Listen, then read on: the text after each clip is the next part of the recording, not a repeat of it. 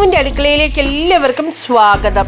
ഇന്ന് നമ്മൾ തയ്യാറാക്കാൻ പോകുന്നത് പരിപ്പും ചോറുമായിട്ട് വളരെ എളുപ്പം തയ്യാറാക്കാൻ പറ്റുന്ന ഒരു ലഞ്ച് റെസിപ്പിയാണ്. ഇതൊരു നോർത്ത് ഇന്ത്യൻ സ്റ്റൈൽ ലഞ്ചാണ് കേട്ടോ. ഇവിടെ ഞാൻ എടുത്തിരിക്കുന്നത് മുഴുവൻ മസൂർ ദാലാണ്. അത് ഹൈ ഫൈബർ കണ്ടന്റ് ഉള്ളതാണ്. കൊളസ്ട്രോൾ കുറയ്ക്കാൻ സഹായിക്കുന്ന ഫൈബർ കണ്ടന്റ് ഉള്ള ഒരു പരിപ്പാണ്. അതായത് നമുക്ക് ഓറഞ്ച് കളറിലുള്ള പരിപ്പാണ്. അത് മുഴുവൻ തൊലിയോട് കൂടിയതാണ് ഞാനിവിടെ എടുത്തിരിക്കുന്നത്. ഞാനിവിടെ ഏകദേശം 3 കപ്പ് എടുത്തിട്ടുണ്ട്. അതൊന്ന് 2 മണിക്കൂറോളം ഒന്ന് കുതിർത്ത് വെച്ചിരുന്നു. എനിക്ക് അപ്പം തന്നെ അത് പ്രിപ്പയർ ചെയ്യാൻ പറ്റാത്തതുകൊണ്ട് പിറ്റേ ദിവസമാണ് ഞാനിത് കറി തയ്യാറാക്കുന്നത്. ആ സമയമായപ്പോഴത്തേക്ക് ഒരല്പം മുളയൊക്കെ വന്നിട്ടുണ്ട്. മുള വന്നു കഴിഞ്ഞാൽ കൂടുതൽ പ്രോട്ടീൻ കണ്ടന്റ് ഉണ്ടാവുകയാണ് ചെയ്യുന്നത് കേട്ടോ. അപ്പോൾ നമുക്ക് ഈ പരിപ്പൊന്ന് വേവിക്കാനായിട്ട് വെക്കാം. ആവശ്യത്തിന് വെള്ളം ഒഴിച്ചിട്ടുണ്ട്. നെകക്കെ വെള്ളം ഒഴിച്ച് വെച്ചിട്ടുണ്ട്. അതിലേക്ക് നമ്മൾ കുറച്ച് വെളുത്തുള്ളി കൂടെ അരിഞ്ഞിട്ട് കൊടുത്തിട്ടുണ്ട്. വേറൊന്നും ഇട്ട് കൊടുക്കുന്നില്ല. ജസ്റ്റ് മൂടി വെച്ച് നമ്മളിതൊന്ന് വേവിച്ചെടുക്കുകയാണ് ചെയ്യുന്നത് കേട്ടോ. നമ്മുടെ പരിപ്പ് ഇവിടെ നന്നായിട്ട് വെന്ത് കിട്ടിയിട്ടുണ്ട്. ഉപ്പൊന്നും നമ്മൾ ഈ സമയത്ത് ചേർത്ത് കൊടുത്തിട്ടില്ല. ഉപ്പൊക്കെ നമുക്ക് പതുക്കെ ചേർത്ത് കൊടുക്കാം. വെള്ളം മുഴുവൻ വറ്റിയില്ലെങ്കിലും കുഴപ്പമില്ല കേട്ടോ.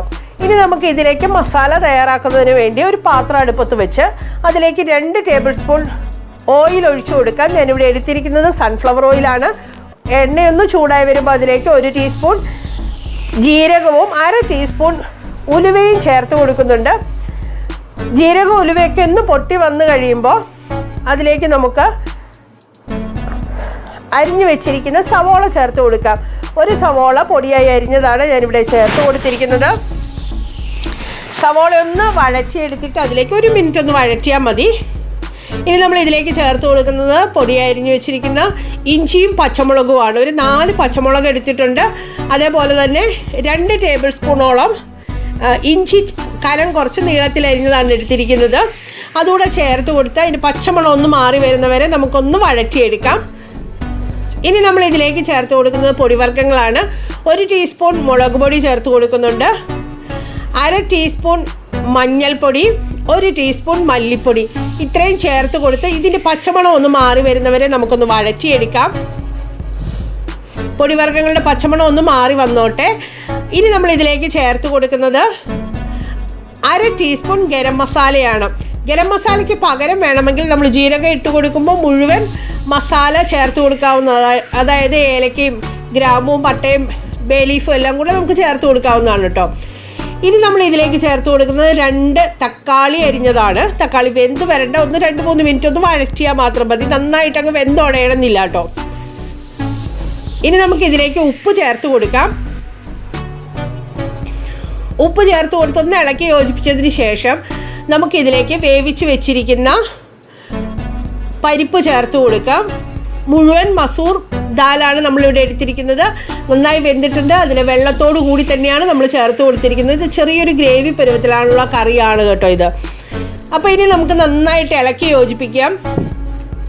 വെള്ളം വേണമെങ്കിൽ 1 കപ്പ് കൂടെ ഇതിനകത്തേക്ക് ചേർത്ത് കൊടുക്കാവുന്നതാണ്. ഞാൻ 1 കപ്പ് വെള്ളം കൂടെ ചേർത്ത് കൊടുക്കുന്നുണ്ട്. അപ്പോൾ ഓരോരുത്തരുടെ ഇഷ്ടത്തിനനുസരിച്ച് ഗ്രേവി എത്ര വേണം എന്നനുസരിച്ച് അതിലേക്ക് വെള്ളം ചേർത്ത് കൊടുക്കാവുന്നതാണ്. ഒരു 3-4 മിനിറ്റ് ഒന്ന് അങ്ങനെ തിളച്ചോട്ടെ. നന്നായി ഇളക്കി യോജിപ്പിച്ചതിന് ശേഷം ഒരു 3-4 മിനിറ്റ് തിള വന്നോട്ടെ. അതിനുശേഷം നമുക്ക് ഉപ്പ് വേണമെങ്കിൽ അഡ്ജസ്റ്റ് ചെയ്യാം കേട്ടോ. മസാലയെല്ലാം ആയിട്ട് പരിപ്പൊന്ന് യോജിച്ച് വന്നോട്ടെ. അതിന് വേണ്ടിയിട്ടാണ് നമ്മൾ 3-4 മിനിറ്റോളം തിളപ്പിച്ചെടുക്കുന്നത്. ഇനി നമുക്കിതിലേക്ക് ഫ്രഷ് ആയിട്ടൊരു 3-4 പച്ചമുളക് കൂടെ ചേർത്ത് കൊടുക്കാം. അപ്പോൾ എരിവ് നോക്കിയിട്ട് വേണമെങ്കിൽ ചേർത്ത് കൊടുക്കാം കേട്ടോ. അതിൻ്റെ കൂടെ നമ്മളൊരു 1/2 ടീസ്പൂൺ ഗരം മസാല കൂടെ ചേർത്ത് കൊടുക്കുന്നുണ്ട്. നന്നായി ഇളക്കി യോജിപ്പിക്കാം. മൊത്തം ഒരു 5 മിനിറ്റ് കൂടുതൽ നമുക്കിങ്ങനെ കുക്ക് ചെയ്യേണ്ട ആവശ്യമില്ല. ഇനി നമുക്കിത് അടുപ്പത്തൊന്ന് മാറ്റി വയ്ക്കാം. അതിനുശേഷം നമുക്കിതിലേക്ക് താളിച്ച് ചേർക്കുന്നതിന് വേണ്ടിയിട്ട് മറ്റൊരു പാൻ അടുപ്പത്ത് വെച്ച് കൊടുക്കാം. ഇപ്പം നമ്മൾ ഈ പരിപ്പ് വെന്ത് കഴിഞ്ഞത് മാറ്റി വയ്ക്കുകയാണ്. ഇനി മറ്റൊരു പാൻ അടുപ്പത്ത് വെച്ച് അതിലേക്ക് 2 ടേബിൾ സ്പൂൺ നെയ്യ് ചേർത്ത് കൊടുക്കുകയാണ്. നെയ്യിൽ താളിച്ച് ചേർക്കുന്നതാണ് ഇതിൻ്റെ ഒരു രുചിയുള്ളത്. നെയ്യ് ഇഷ്ടമില്ലാത്തവർക്ക് വേണമെങ്കിൽ അത് ഒഴിവാക്കാം കേട്ടോ. നെയ്യ്ക്ക് പകരം ഓയിൽ തന്നെ ചേർത്ത് കൊടുക്കാം. അതിലേക്ക് 1 ടീസ്പൂൺ ജീരകവും കൂടെ ചേർത്ത് കൊടുത്തിട്ടുണ്ട്. അതിൻ്റെ കൂടെ ഒരു 3-4 വത്തലമുളക് ചേർത്ത് കൊടുക്കുന്നുണ്ട്. ഇനി ഒരു 5-6 വെളുത്തുള്ളി പൊടിയായിരുന്നതും കൂടെ ചേർത്ത് കൊടുക്കാം. ഒന്ന് വഴറ്റിയെടുക്കാം. അതുപോലെ തന്നെ സവോള പൊടിയായി അരിഞ്ഞത് 2 ടേബിൾ സ്പൂൺ 3 ടേബിൾ സ്പൂൺ ചേർത്ത് കൊടുക്കാം. ഞാനിവിടെ ഒരു അര സവോള എടുത്തിട്ടില്ല കേട്ടോ, അതിലും താഴെയാണ് എടുത്തിരിക്കുന്നത്. അപ്പോൾ അതുകൂടെ ചേർത്ത് കൊടുത്തൊന്ന് വഴറ്റിയെടുക്കാം. വെളുത്തുള്ളിയും സവോളയൊക്കെ ഒന്ന് ജസ്റ്റ് നിറം മാറി തുടങ്ങുന്ന പരുവത്തിന് നമുക്ക് ഒരല്പം മുളക് പൊടി കൂടെ ഇതിനകത്തേക്ക് ചേർത്ത് കൊടുക്കണം. 1 ടീസ്പൂൺ മുളക് പൊടി കൂടെ ചേർത്ത് കൊടുക്കുകയാണ്. അപ്പോൾ എരിവ് നോക്കിയിട്ട് വേണം ഈ മുളക് പൊടിയൊക്കെ ചേർത്ത് കൊടുക്കാൻ കേട്ടോ.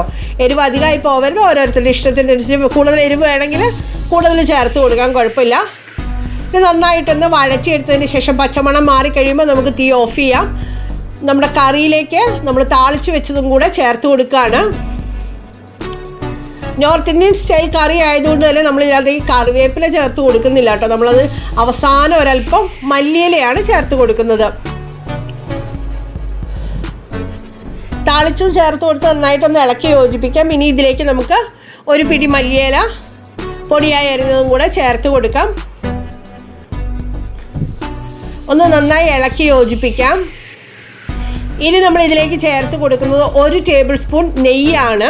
നെയ്യുടെ രുചി താല്പര്യമില്ലാത്തവർക്ക്, ഇഷ്ടമില്ലാത്തവർക്ക് അത് ഒഴിവാക്കാവുന്നതാണ് കേട്ടോ. ആ സ്റ്റെപ്പ് അങ്ങ് ഒഴിവാക്കാവുന്നതാണ്. 1 ടേബിൾ സ്പൂൺ നെയ്യ് കൂടെ ചേർത്ത് കൊടുക്കുന്നുണ്ട്.